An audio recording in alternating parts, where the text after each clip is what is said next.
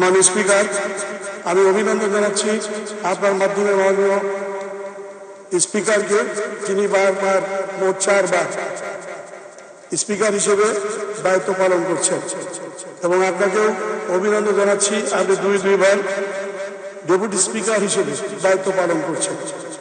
একই সাথে আমাদের রাস্তার শেষ ঠিকানা মাননীয় প্রধানমন্ত্রী দেশরত্ন জননেত্রী শেখ হাসিনাকে আমি তার প্রতি কৃতজ্ঞতা জ্ঞাপন করছি। উনি 3 বার আমাকে নৌকা প্রতীক দিয়ে ঝিনাইদহ 4 আসনে নির্বাচন করার সুযোগ দিয়েছেন, এবং আমি অভিনন্দন জানাই আমার নির্বাচন এলাকার ঝিনাইদহ 4 আসনে যে সকল সমস্ত ভোটাররা আছেন তারা অনেক ভোটে বারবার আমাকে নির্বাচিত করেছেন। এবারও প্রায় 40,000 ভোটের ব্যবধানে আমাদের নৌকাকে জয়যুক্ত করেছেন।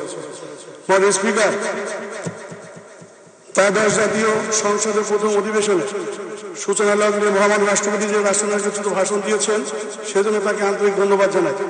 গণপ্রজাতন্ত্রী বাংলাদেশের সংবিধান সম্মত এবং সংসদীয় গণতন্ত্রের ধারা অব্যাহত রেখে দেশীয় বিদেশি ষড়যন্ত্র নস্যাৎ করে একটি অবাধ সুষ্ঠু নিরপেক্ষ জাতীয় সংসদ নির্বাচন অনুষ্ঠান সম্পন্ন করার জন্য নির্বাচন কমিশন, জনপ্রশাসন, আইন শৃঙ্খলা রক্ষাকারী বাহিনী, সশস্ত্র বাহিনী এবং গণমাধ্যমকে মহামান্য রাষ্ট্রপতি ধন্যবাদ জানিয়েছেন। পাশাপাশি ভোটারদের অভিনন্দন জানিয়েছেন। মহামান্য রাষ্ট্রপতি তার ভাষণে গত 1.5 দশকের সার্বিক উন্নয়ন চিত্র ফুটিয়ে তুলেছেন। অর্থনীতি, ব্যবসা বাণিজ্য, যোগাযোগ, কৃষি, বিদ্যুৎ, বৈদেশিক সম্পর্ক, পর্যটন, শিক্ষা, স্বাস্থ্য, নারী ও শিশু উন্নয়ন, পল্লী উন্নয়ন, প্রবাসী কল্যাণ, বিজ্ঞান ও প্রযুক্তি, আইসিটি এবং জনপ্রশাসন সহ বিভিন্ন ক্ষেত্রে বর্তমান সরকারের কৃতিত্বের কথা তুলে ধরেছেন। মহামান্য রাষ্ট্রপতি বলেছেন, ডিজিটাল বাংলাদেশ গড়ার পর আমাদের পরবর্তী লক্ষ্য স্মার্ট বাংলাদেশ গড়ে তোলা। তিনি আরও বলেন, উন্নয়ন অগ্রগতি ধারাবাহিকতা অব্যাহত থাকলে 2041 সালের মধ্যে বাংলাদেশ একটি উন্নত সমৃদ্ধ দেশ হিসেবে বিশ্বে প্রতিষ্ঠিত হবে। স্বাধীনতার পর আমাদের 53 বছরের ইতিহাসে অন্যতম শ্রেষ্ঠ অর্জন ডিজিটাল বাংলাদেশ বাস্তবায়ন। তিনি আরও বলেন, আন্তর্জাতিক ফোরামে বাংলাদেশের গুরুত্বপূর্ণ ভূমিকার কথা জাতিসংঘ সহ প্রায় 25টির অধিক বিভিন্ন আন্তর্জাতিক সংস্থা এবং সংগঠনে বাংলাদেশ সক্রিয় সদস্য, যা আমাদের জন্য অত্যন্ত গৌরবের। প্রতিবেশী দেশের সাথে শান্তিপূর্ণ সহাবস্থানে উজ্জ্বল দৃষ্টান্ত স্থাপন করেছে আমরা। মহামান্য রাষ্ট্রপতি তার ভাষণে আশাবাদ ব্যক্ত করে বলেছেন, বঙ্গবন্ধু স্বপ্নে সোনার বাংলা বিনির্মাণের সিঁড়ি প্রথম ধাপে পা রেখেছেন বঙ্গবন্ধু কন্যা। তার জীবদ্দশায় শেষ সিঁড়ি অতিক্রমের অপেক্ষায় আমরা আছি। মহামান্য রাষ্ট্রপতির এই অপেক্ষা শেষ হবে একদিন ইনশাআল্লাহ। আমরা গলা ছেড়ে গাইব, আমার সোনার বাংলা আমি তোমায় ভালোবাসি।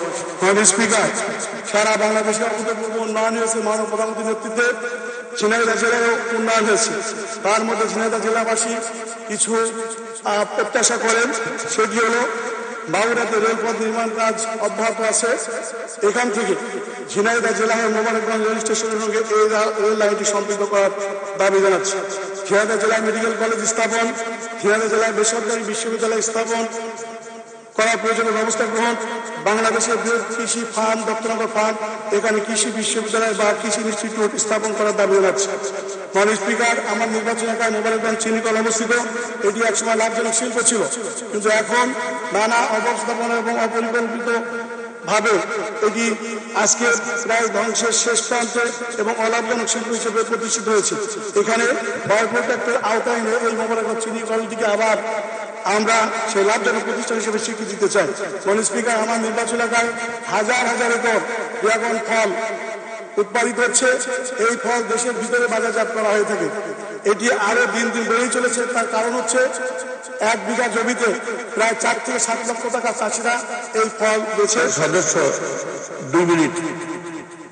মাননীয় স্পিকার, সেজন্য সংশ্লিষ্ট মন্ত্রণালয় যাতে এটি রপ্তানি করে সে ব্যাপারে ব্যবস্থা নেবে। শৈলকুপায় গ্যাস কুচি খনন করা জরুরিভাবে ব্যবস্থা নেওয়ার জন্য আহ্বান জানাচ্ছি এবং ঝিনাইদহ জেলাকে গ্যাসের আওতায় সুবিধার আওতায় আনার জন্য আহ্বান জানাচ্ছি। বৃহত্তর যশোর এবং বৃহত্তর খুলনা বিভাগের গ্রামীণ অবকাঠামো উন্নয়ন প্রকল্প এটি শেষ হয়েছে। এটি আবার নতুনভাবে কার্যক্রম শুরু হয়েছে। ঝিনাইদহ জেলা আগে অন্তর্ভুক্ত ছিল, আবার নতুনভাবে অন্তর্ভুক্ত থাকে, সে ব্যাপারে আপনার দৃষ্টি আকর্ষণ করছি। ঝিনাইদহ জেলাকে অর্থনৈতিক জোন ঘোষণা করার দাবি জানাচ্ছি। মাননীয় স্পিকার, গত 1.5 শতকে সকল খাতে অভূতপূর্ব উন্নয়ন সাধিত হয়েছে।